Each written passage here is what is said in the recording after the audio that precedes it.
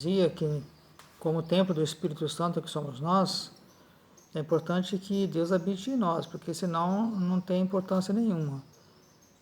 A presença de Deus precisa estar em nossa vida.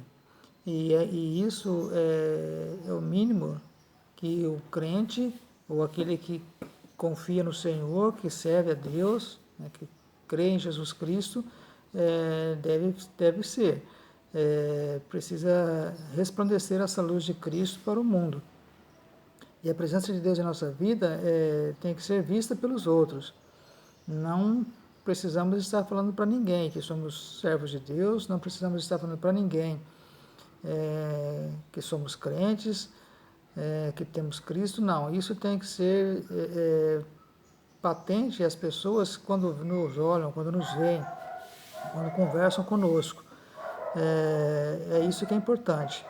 E a arca representava isso, a presença de Deus. Deus descia ali para falar com o seu povo,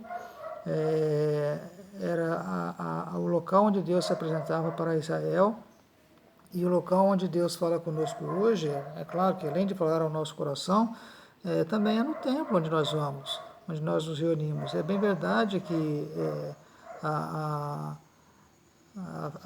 as coisas em relação a isso mudaram. As definições de templo, né, mudaram com o passar do tempo, principalmente com a vida de Cristo, quando ele disse né, que habitaria no meio dos homens, dentro dos homens, no coração dos homens, que ele quer fazer morada. Mas sempre há um local onde nós nos reunimos, que no caso é o templo onde nós vamos.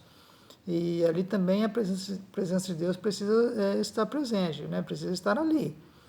Se a presença de Deus não estiver nos nossos cultos, nas nossas reuniões, ela não tem nenhum significado também. Não adianta nada irmos ao templo por irmos, não adianta nada irmos ao templo para vermos os nossos amigos, para vermos os nossos irmãos, para vermos os nossos familiares e não sentimos a presença de Deus. Isso não tem também nenhum significado, nenhuma importância. É importante irmos à casa do Senhor para sentir a sua presença, para falar com Ele e ouvir a sua voz. E quando não pudermos ir ao templo, né, que essa presença de Deus esteja sempre em nossa vida, onde quer que estejamos, ela esteja presente em nossos corações, presente em nossas vidas, presente em nosso ser, e que seja notório àqueles que estejam ao nosso redor que essa presença de Deus está em nossas vidas. No versículo 6, ele diz assim: Eis que ouvimos falar da arca em Efrata e a achamos no campo do bosque. Veja que a preocupação era com a presença de Deus. A preocupação era com a arca da aliança. A preocupação era em ter um lugar onde essa arca pudesse repousar, onde esta arca estivesse, e para ali as pessoas se locomovessem, se dirigissem para falar com Deus e para ouvir a voz de Deus. E por que ele diz isso? Eis que ouvimos falar da arca em Efrata. Aqui pode parecer que esteja falando de Belém, porque a Efrata está relacionada a Belém. No entanto, não se tem notícia de que a arca esteve em Belém.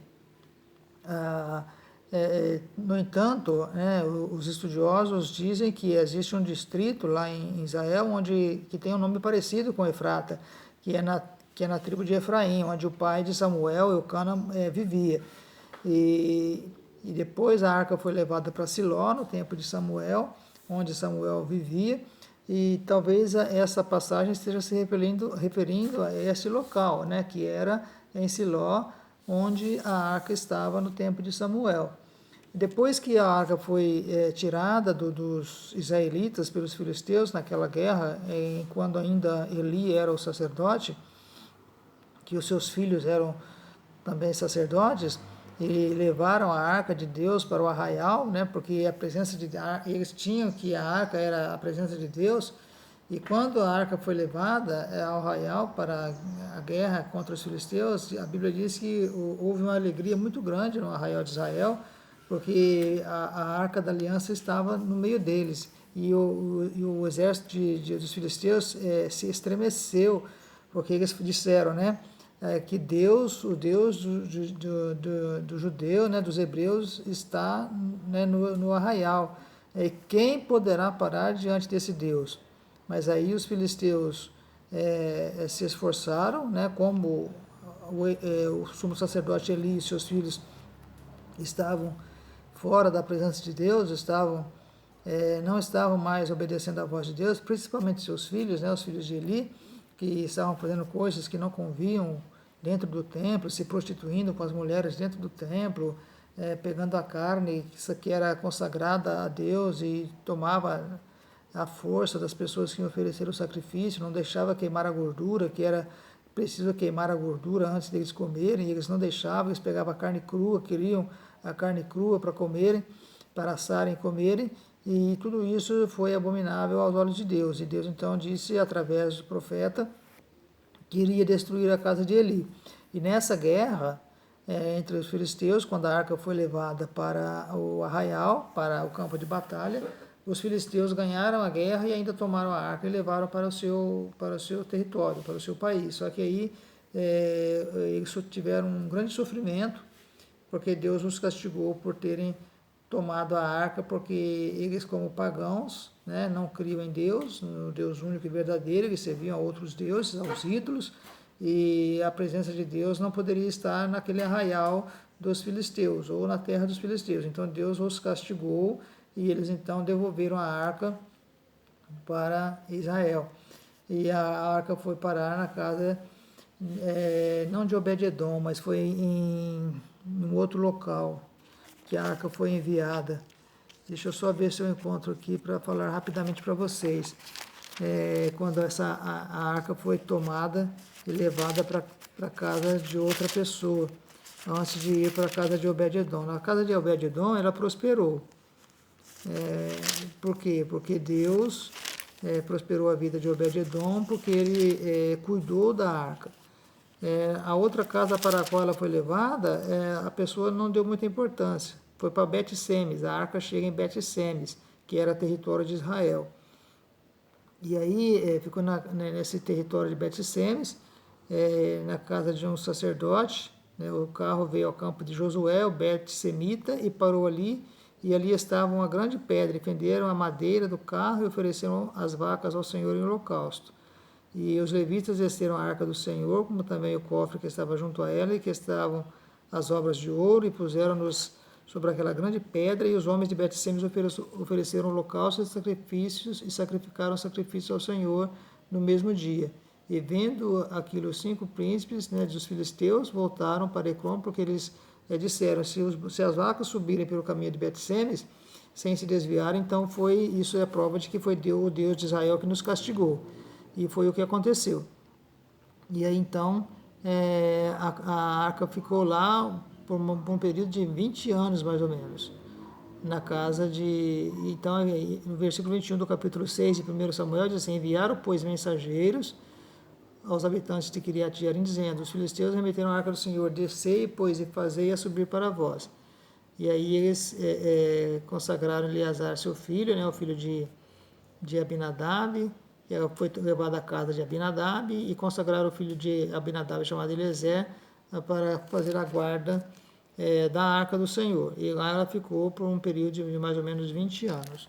Aí depois disso, Davi depois quis trazer a arca de volta, e aí foi levada para a casa de Obed-edom, e lá Deus prosperou a vida de Obed-edom, porque ele cuidou da arca do tesouro, da arca da aliança, e a casa de Obed-edom foi abençoada por causa disso.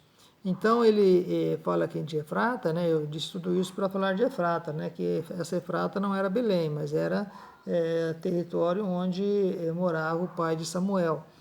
E essa arca ficou lá muitos anos em Siló, depois, como eu disse, né? Depois que a arca foi tomada por filisteus, eles devolveram, então foi devolvida para Israel, e ficou lá 20 anos com os Bet-Semitas, e depois foi levada para a casa de Obed-edom.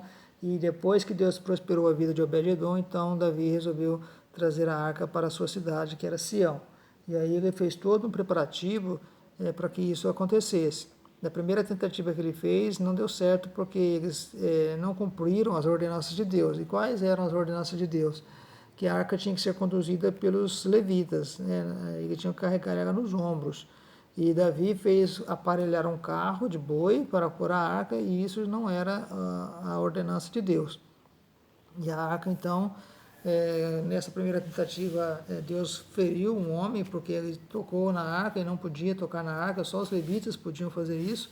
E aí, ao ser morto este homem por ter tocado na arca, Davi, então, se entristeceu muito e deixou a arca lá.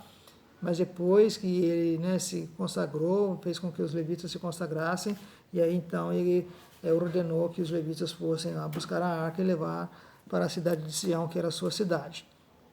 Então aqui no texto fala, né, que eles procuraram a arca estava perdida. A presença de Deus, o local onde Deus se apresentava, estava perdida.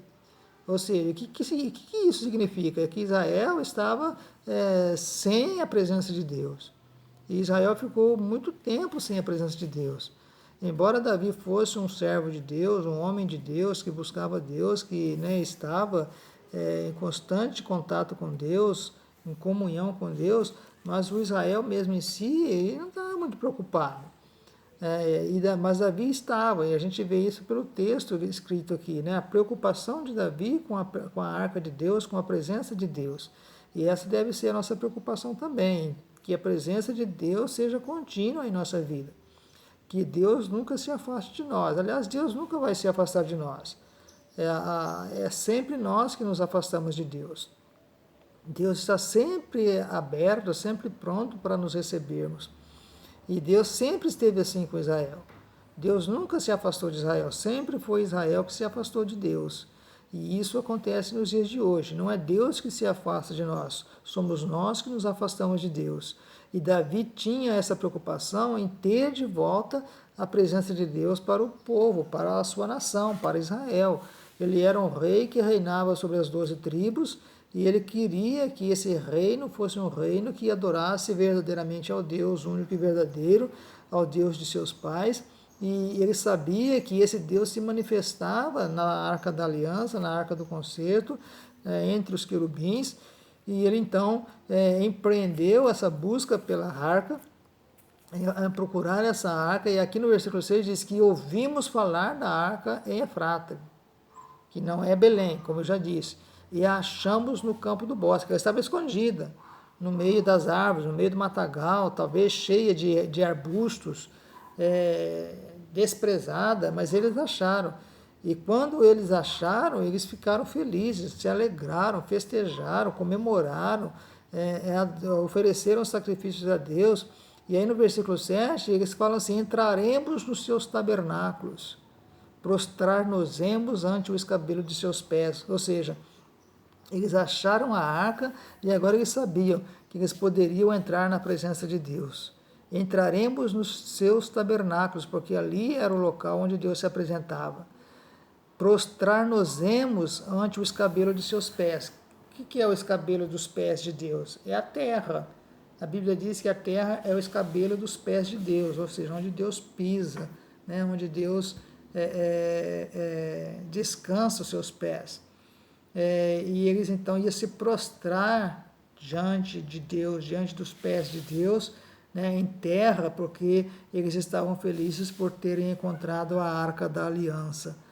E aí eles falam: entraremos. Primeiro achamos, né, nós achamos, né, achamos a arca.